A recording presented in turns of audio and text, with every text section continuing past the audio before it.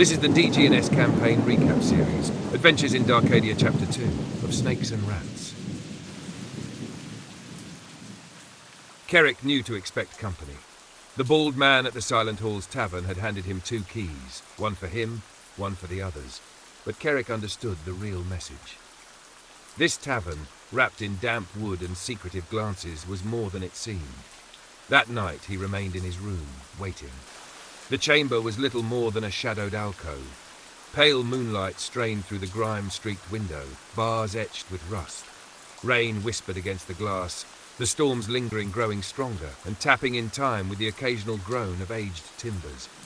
Thunder rumbled low and distant, like a beast turning in its sleep. Kerrick lay on the hard, narrow bed, half in reverie, half alert.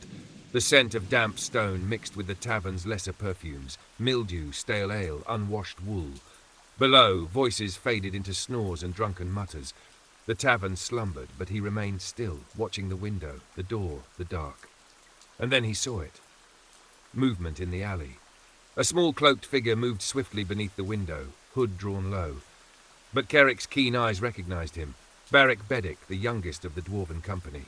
The dwarf bore bundles wrapped in oilcloth, long and narrow, swords, spears, weapons. Barrick disappeared under a side door, likely leading to the tavern's basement. Kerrick leaned forward in the dark, frowning.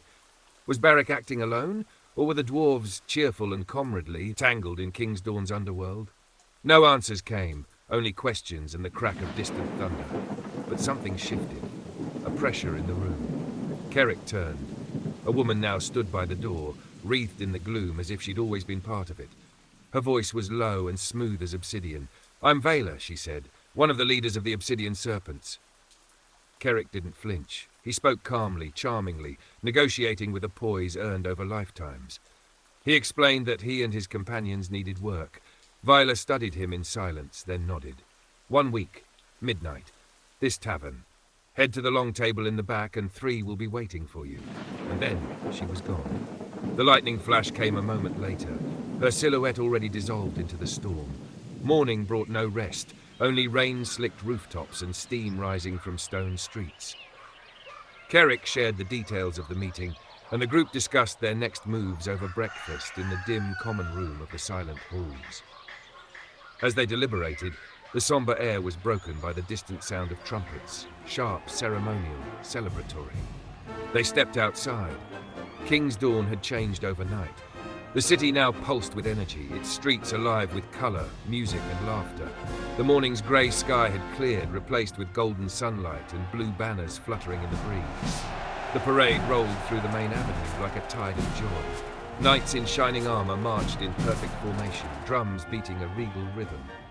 At their head rode Sir Reginald Blackwood, Paladin of the Crown, his sword held high and glowing with holy light, a symbol of the realm's strength. Town criers wove between onlookers, calling, "Rejoice!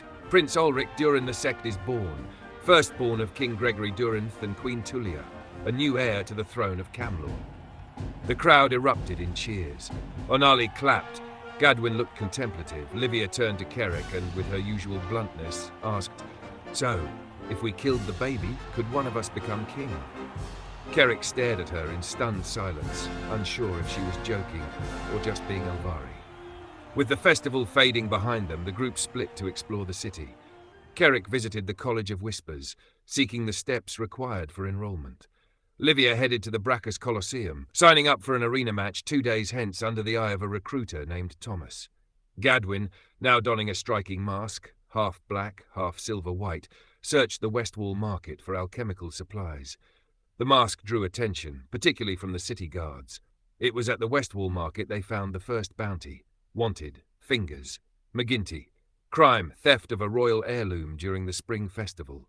Description, red-haired, wiry, flamboyant clothing, fast fingers, faster tongue. Reward, 200 gold pieces. In need of coin and intrigue, they agreed to hunt the elusive thief. Later that day, they stopped at a tavern in the entertainment district known as the Gilded Lily. Gadwin, ever critical, found the preparation of eel unsatisfactory. "No eel sauce," he scoffed. Thus began his culinary crusade. By day's end, he had taught the chef how to make a proper eel sauce, a recipe that, unbeknownst to them, would help make the tavern legendary. That evening, They searched the gambling dens near the silent halls. After bluffing their way inside one, they met a half-elf servant girl named Tuine, who offered a few quiet tips about Fingers McGinty's haunts. Despite their efforts, the trail ran cold. They returned to their rooms, weary and reflective. Tomorrow would bring Livia's first fight in the Brachus Colosseum, and Kingsdawn still held secrets, above and below its polished streets. But for now, in the rain-washed stillness of the city, they had survived another day.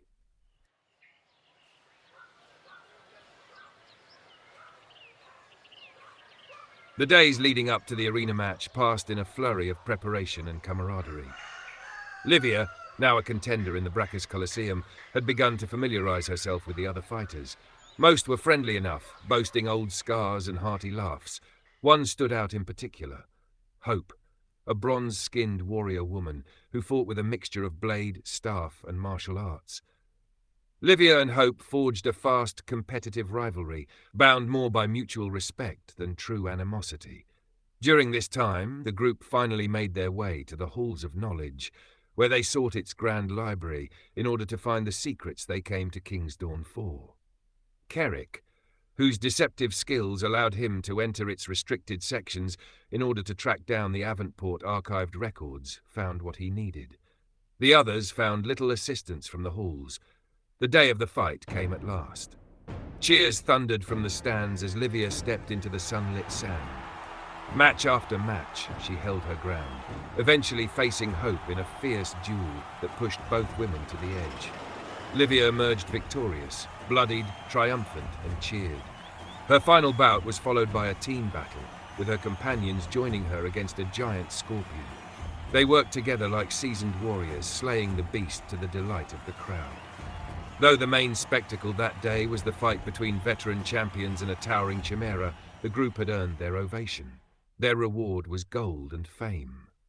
After the fights, the group minus Gadwin made their way to a nearby bathhouse, a marble sanctuary of hot water and gentle voices. In the bathhouse, the air was heavy with steam and perfumed oils. The Elvari, Livia and Onali showed no shame in the public baths, and their comfort quickly broke down any barriers. Naked in the waters, they let go of more than grime and sweat.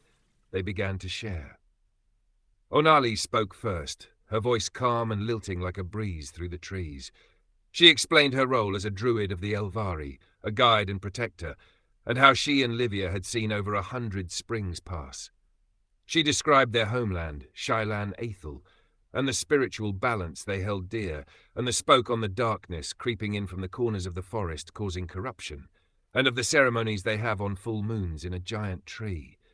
She told of how she trained under the old archdruid who taught much of the magic she knows. Then Livia opened her heart, and the memories spilled like blood from a wound. She spoke of her former clan, wiped out by Nightmare Incarnate, the Herd of the Untamed. A savage tribe, whispered of in warnings around fires, had descended on her people without mercy. She recalled the chaos, the children huddled in training huts, her own frantic efforts to save them. She remembered Cliff, her kinsman, cleaved down before her eyes by a monstrous woman with evil eyes and bone jewelry clinking with the weight of blood. She remembered being captured, starved, dragged alongside the children, until the druids arrived like nature's vengeance made flesh. The druids, led by Chief Jura, welcomed the survivors into the tribe of Thibault. Livia and her sister-in-arms, Amira, vowed to rebuild what was lost. The children grew into warriors and druids. Livia and Amira took up the blade to protect them. Despite how welcoming the Othani were, Livia felt as if she did not belong completely. The memories of that terrible night has haunted her for decades now. Lastly, Kerrick shifted in the water, revealing a deep indentation in his chest, a grievous and deadly wound long since poorly scarred over.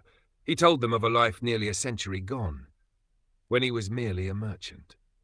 That life had ended the day he fell into league with Nordra Redbeard, a notorious dwarven pirate with a flaming temper and brighter hair.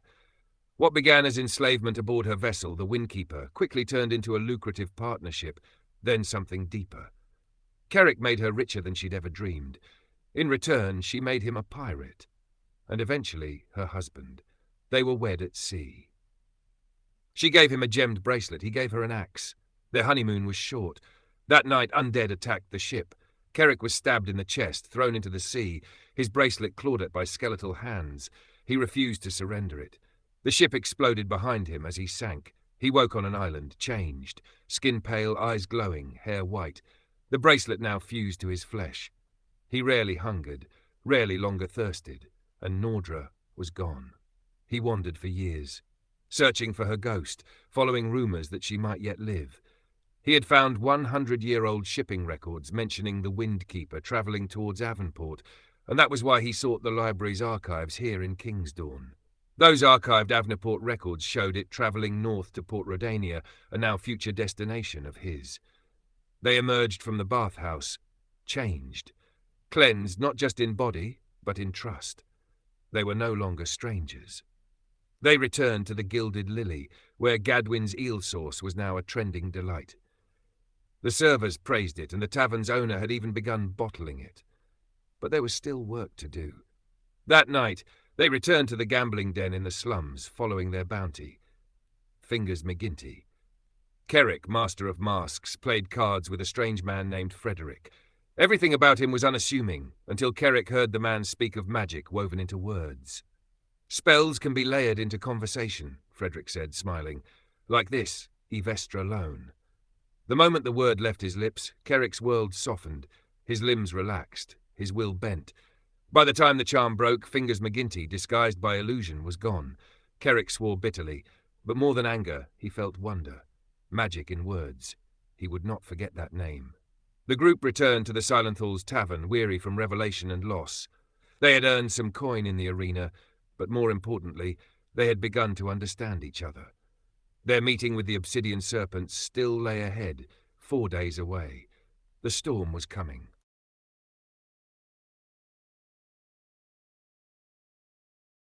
In the winding dark beneath Kingsdawn, beneath even the cellars of the Silenthall's tavern, where the torchlight dies and the walls seem to lean in close, 3 figures stood before the serpent's gaze.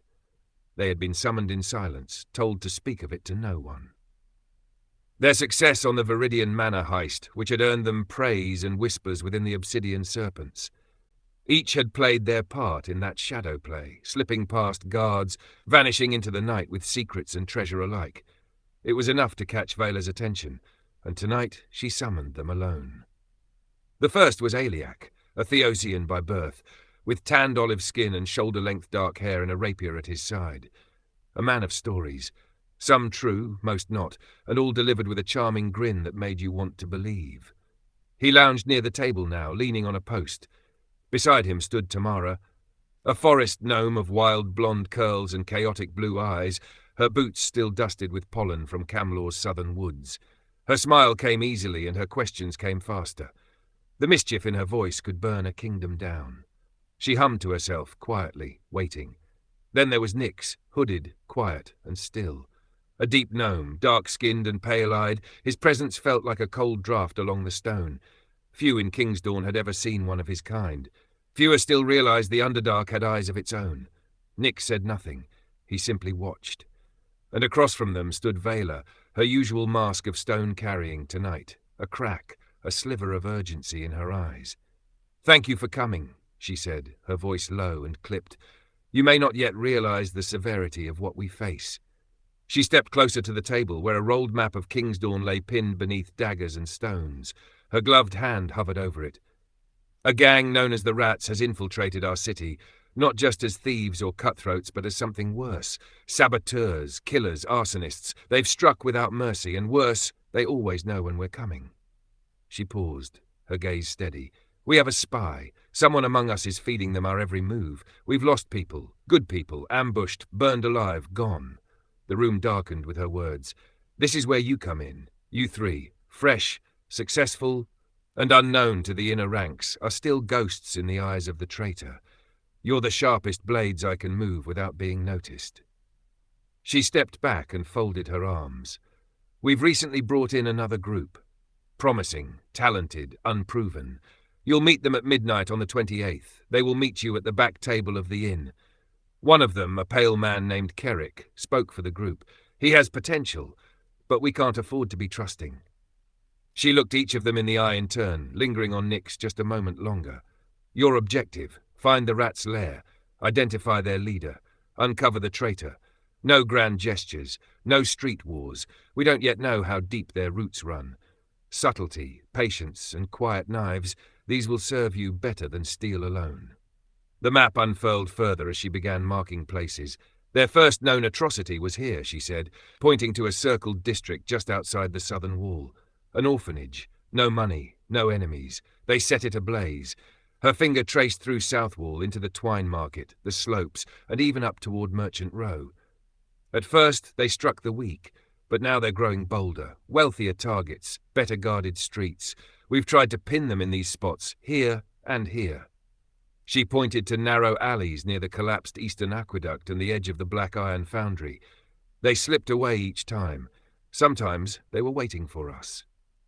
She stood straight again, fixing her attention on them. Their pattern is chaos, but there's meaning underneath. They're destabilizing Kingsdawn's power structure, merchant cartels, minor noble houses, even us.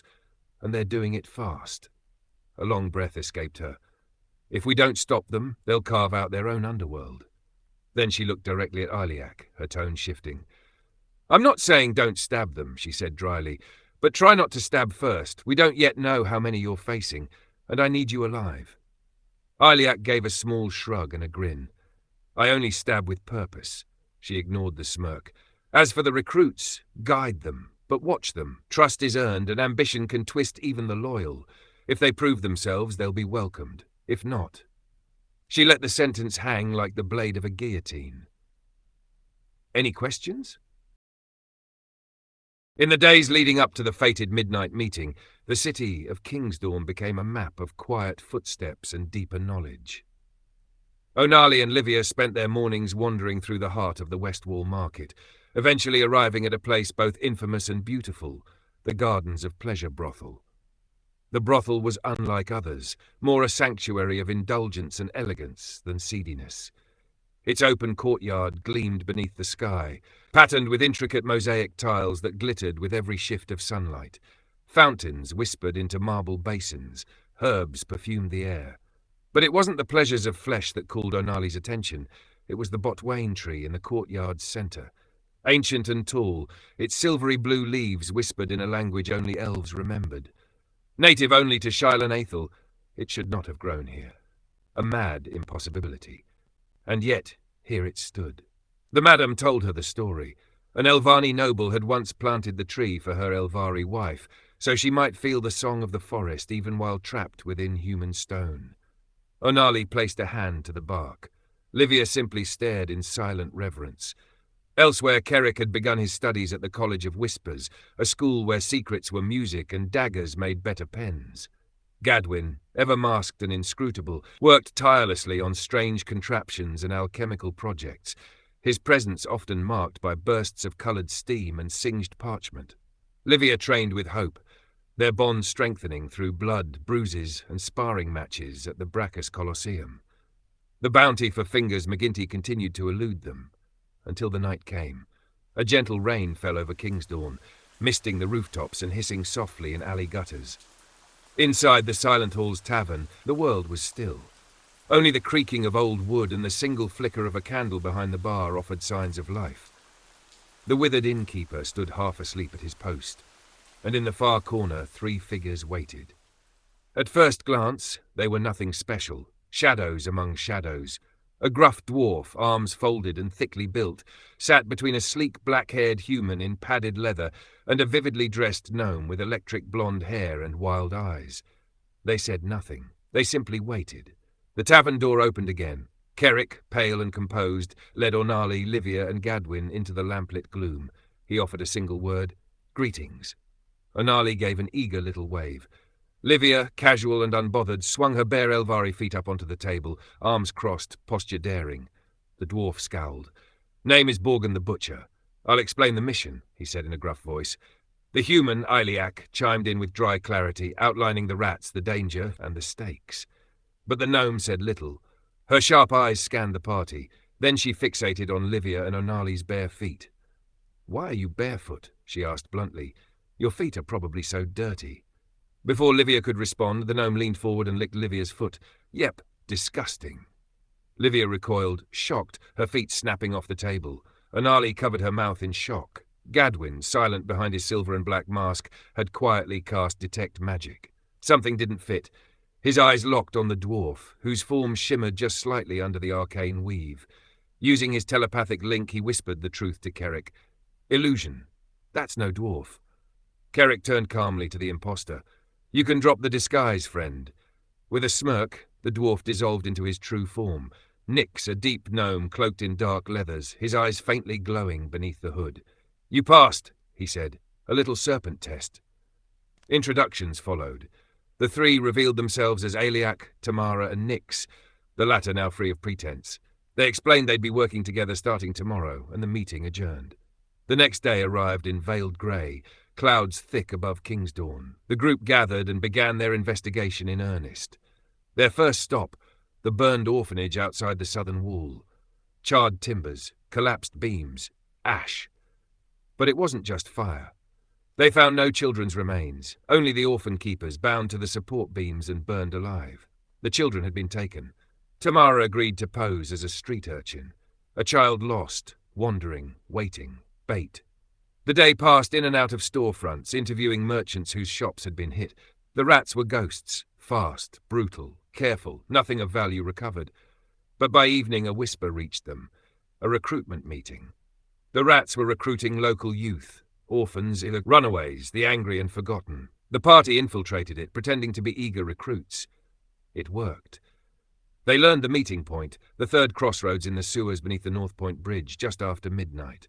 But just as they prepared to leave, Kerrick stiffened. A voice, familiar, that same smug tone, fingers McGinty. Without hesitation, Kerrick, Onali, Livia and Gadwin broke away, chasing the disguised trickster through the alleys and alleys until they finally cornered and captured him. The bounty was paid. The case was closed. They met back up with Aliak, Tamra and Nyx near the bridge. Midnight approached. The storm sewers of Kingsdawn yawned open before them, dark, wet, winding tunnels of old stone and whispered echoes. The hunt for the rats had begun. The storm sewers of Kingsdawn yawned before them, dark, wet and ancient. Twisting tunnels stretched in every direction, the stones slick with moss and rot. The sound of dripping water echoed endlessly. The stench was foul. The air was heavy. Here, beneath the kingdom's gilded crown, shadows had teeth. The group descended into the gloom with blades drawn and senses sharp, 7 strong. But when they arrived, the sewers were empty. Too empty. Then came the voice. From an upper tunnel, a figure stepped into view. Leather armor, a hooked blade at his side, a sneer cutting across his face. Looks like the rats have trapped some more snakes. Kill them. Crossbows clicked. From the shadows, rats emerged, circling them with clubs, knives, and loaded bolts. But the gang had underestimated their prey. With a shout, Iliac surged forward, rapier flashing. His blade found its mark in a rat's chest before the man could scream. Livia was beside him, spear spinning with deadly grace as she drove its point through another attacker's ribs. A bolt whistled through the air toward Nyx and Onali. But Nyx was too fast, his form a blur as he twisted away. Onali's shape shimmered, fur sprouting as she transformed into a massive brown bear. The bolt lodged harmlessly in her hide, and her growl shook the tunnel. From Nyx's empty hand flew a psychic blade, ethereal and blue. It struck a rat between the eyes. The man dropped, howling, clutching his skull. Kerrick danced into the fray, twin hand axes glinting in the lantern light. He moved like a ghost between enemies, striking with speed and precision. And in the back, Gadwin, masked and watchful, began launching debris with carefully measured spells. A rusted pipe cap struck one rat in the face, sending him tumbling with a cracked jaw. The ambush turned slaughter. The leader cursed, his confidence crumbling as his gang fell around him. Without hesitation, he fled, ducking into a side tunnel. Tamara, nimble and eager, gave chase, scaling the slick ledges of the sewer wall. But a hidden rat fired from the dark. The bolt struck her shoulder, and Tamara fell with a yelp, slamming into the wall and sliding down. She slumped, blood trailing from her wound. Gadwin blasted the crossbowman into the muck with a sudden surge of force, his body crumpling into the darkness. But it was too late. The leader was gone. Onali returned to her Elvari form, cradling Tamara as Kerrick carefully removed the bolt. Blood ran freely. Without pause, Onali pressed her palm over the wound and whispered words older than King's Dawn. Healing light bloomed under her hand, the wound sealed, but the trail was not lost. Onali's form twisted again, fur returning, eyes shifting to amber. Bernali sniffed the sewer floor, tracking the fleeing rat through a network of tunnels, scent guiding her paws. Iliac followed her, blades drawn. They pursued the trail through turns, forks, and flooded chambers until they reached a dead-end vault where a rope had been tied to a wall pipe, leading up to a rusted grate above. The rat was climbing. Iliac moved first, trying to shake the rope, but the fugitive clung tightly, gritting his teeth. Onali lumbered forward and, with one powerful tug, ripped the rope free from its anchor. The rat screamed as he plummeted, crashing onto the stone floor in a broken heap. By the time the others arrived, the man was badly wounded, spitting curses through bloodied teeth. Tamara approached, one hand still cradling her shoulder, a knife now in the other. Her eyes narrowed. "He doesn't deserve to live! Ah!" She lunged, but Iliac was faster. He caught her wrist mid-motion, gently but firmly pulling her back. "Not yet," he said. "We need answers. This one's worth more breathing." Tamara glared, furious. The rat moaned and twisted, clutching at his side. The group now had a prisoner, injured, cornered, and dangerous, but alive. And through him, perhaps the path to the true heart of the rat's nest had just opened.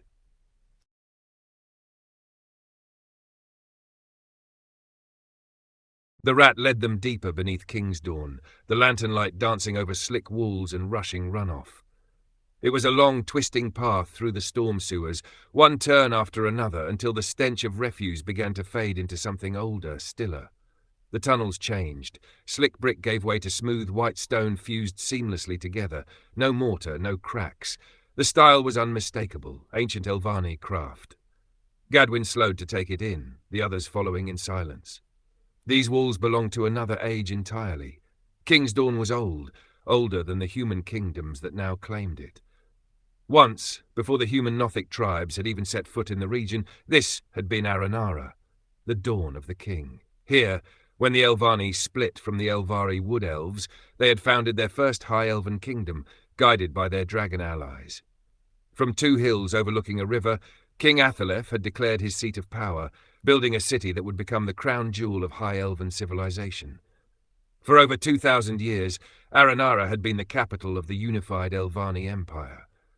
Only when the Empire fell and the High Elves retreated to Shailen Aethel did the humans take possession, renaming it King's Dawn. Now, far below the streets, the group walked through its forgotten veins. The rat brought them to a door that broke sharply from the serene white stone. Its surface was black and unsettling, the air around it unnaturally cold. They unshackled him, as promised, only for Tamara to step forward without hesitation, her blade flashing. The short sword bit deep into the rat's neck, dropping him before he could even gasp. His body twitched once and stilled, blood pooling on the ancient floor. The others stared at her, some in shock, others in wary silence. Kerrick, on the other hand, had to look away to avoid becoming sick to his stomach. Blood had made him lose his breakfast more than a few times. The door bore 3 glowing runes in Old Undercommon. Left, Deceptions. Right, Death Center, Blood. Nix read them aloud, his voice low. Gadwin, frowning, traced the runes with his fingertips, recognizing the arcane pattern.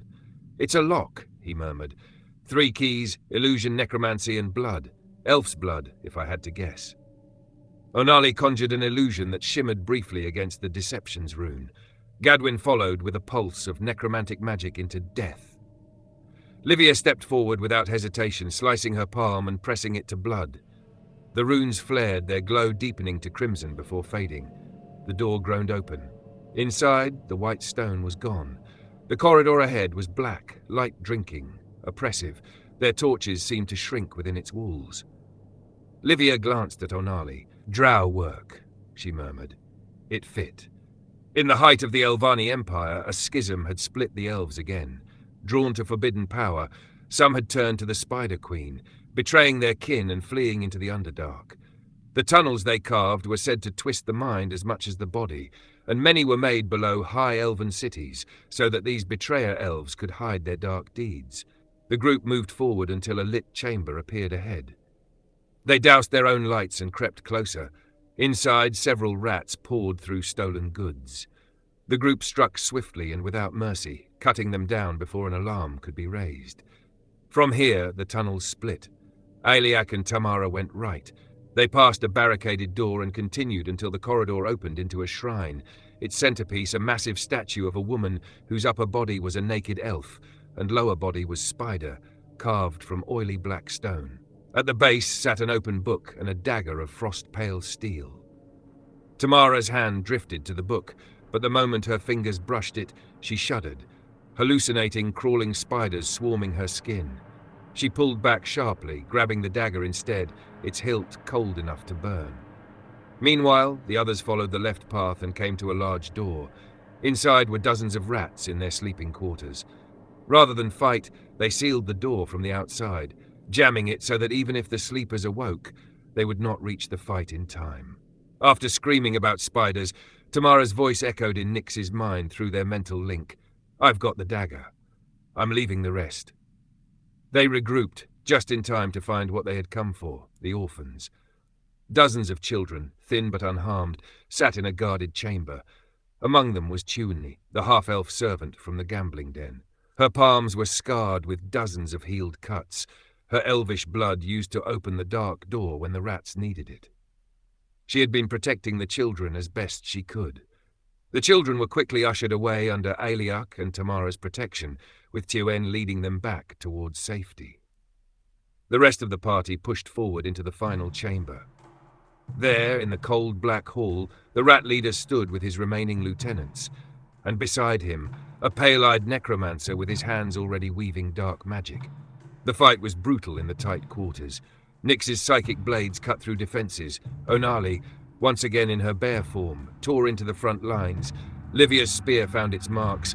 Gadwin's spells hurled death from afar, and Kerrick's hand axes struck with lethal precision.